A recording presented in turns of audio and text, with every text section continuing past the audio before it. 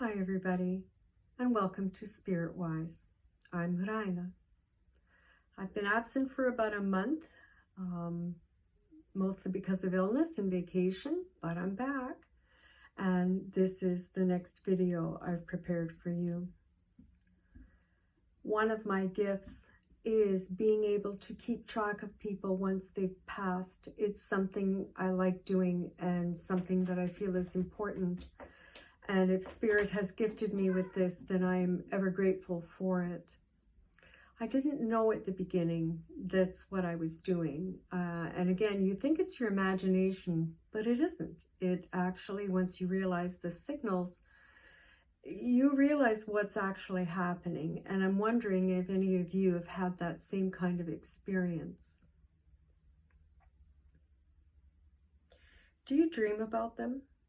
Those that have passed on? For me, it's almost like a daydream. I do get those dreams at night as well.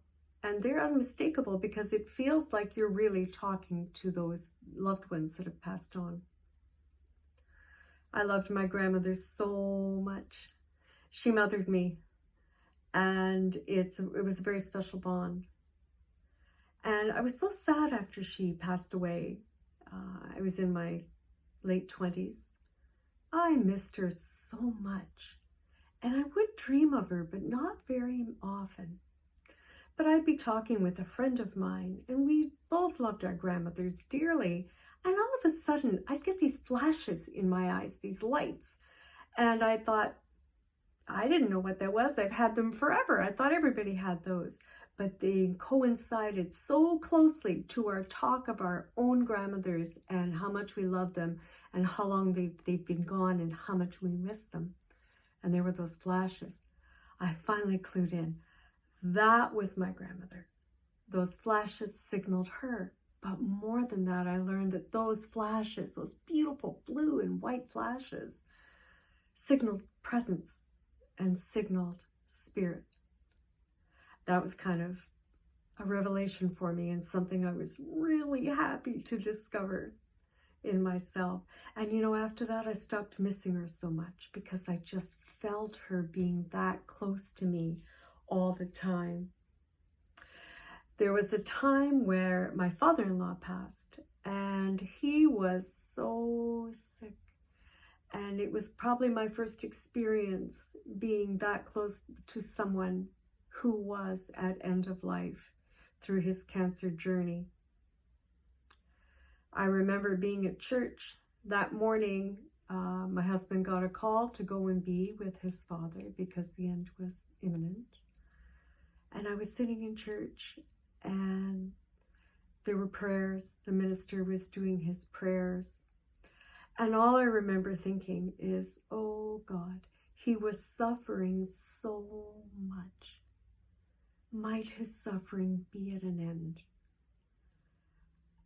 And this, in my mind, with my eyes closed, I saw this incredible light ricochet down to me, speed off to the hospital,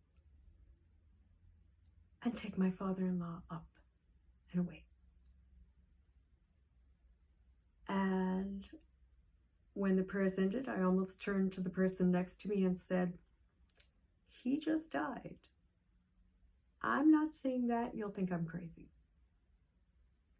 But I checked with my husband later on that morning, and yes, he died. And I asked what time.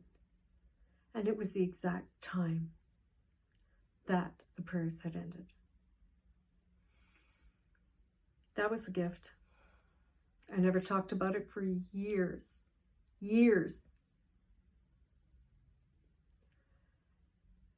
But I think that taught me that lovely, incredible vision. Taught me that we might have it backwards.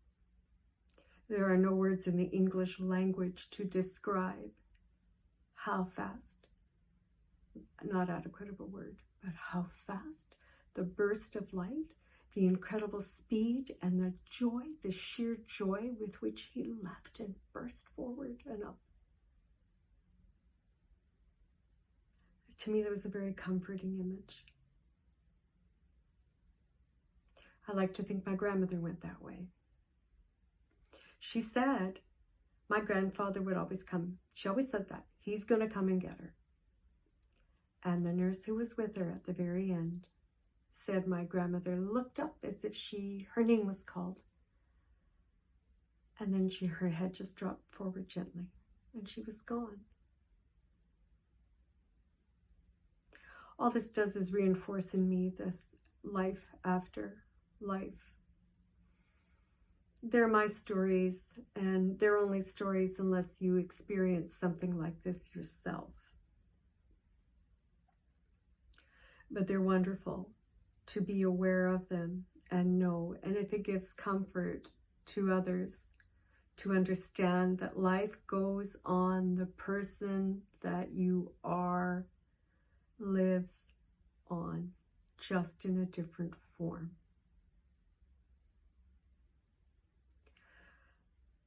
I've had friends who have passed, and it took 2 appearances to understand that this angel named John was helping my loved ones pass. It's kind of like he was giving them their second or their last minute instructions on how to leave the earthly body behind and transform, do their transformation.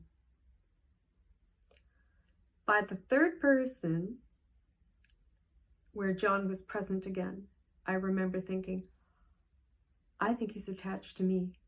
I think John is helping my loved ones. I thought it was random, but no, this angel John is definitely part of my experience. I'm so grateful for that. My Uncle Bo was quite the character, and he was not having any of this, I don't want to know a thing about him, about his own demise. He didn't want anything to do with it. He, don't tell me, I don't want to know. This was his attitude. But he was sleeping, resting in his hospital bed. And all of a sudden I look up over the bed, and there's this angel John, not with the wings, but there he was. I knew he was an angel, talking with my Uncle Boris. And Uncle Bo looked at him in his very straightforward, usual manner, looked at this angel and he says, I'm not going anywhere with you. And John says, well, that's quite all right. And they chatted, and Uncle Boris wanted to know all about him. And they had a lovely chat. I turned to his wife, my aunt, and his sister, my aunt, and I said, look at that.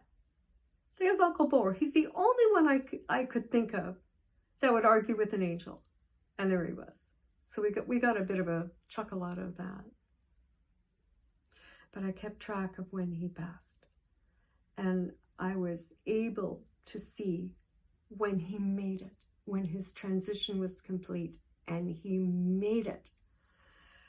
And a friend of his, who we only found out 2 days before, I believe, or the day before, he had also passed. One of Uncle Boris's really good friends. And I saw them up there, relative term. And his friend looked at me and he says, what are you doing here? And Uncle Bo looked at him and said, what are you doing here? And that was just the beginning of the reunion. There was quite the party. It was quite the party. And I think that's great. When my dad passed, there was the whole village that he knew, all his village people. They were playing the gaita. They had the bagpipes going. It's a very Eastern European kind of bagpipe. And boy, did they start up that party when he arrived. I like to think we're going to get a party too. I like to think we have an entire greeting assembly for us. All our loved ones that have gone before are there to help us to help pull us to the other side, to birth. We here are birthing them back to where we were before. And they're over there to help receive. I love that idea. I will talk a little bit more about this in my next video.